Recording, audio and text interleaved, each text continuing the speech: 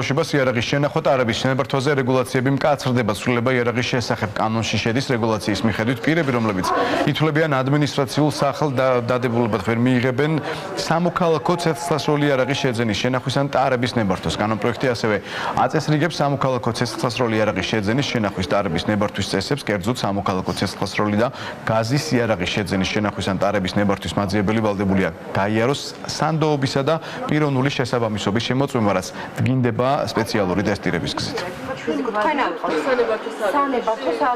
იარაღის შესახებ კანონში შედის მნიშვნელოვანი ცვლილებები, მაგალითად, იარაღთან დაკავშირებით ნებართვას ან ლიცენზიას ვერ აიღებს პირი, თუ გარდა იმისა, რომ იგი ნასამართლევია, არამედ ასევე იმიტომ, თუ ის მსჯავრდებულია მძიმე ან განსაკუთრებით მძიმე დანაშაულის ჩადენაში, ან თუნდაც ნაკლებად მძიმე დანაშაულის ჩადენაში, რომელიც იარაღს უკავშირდება.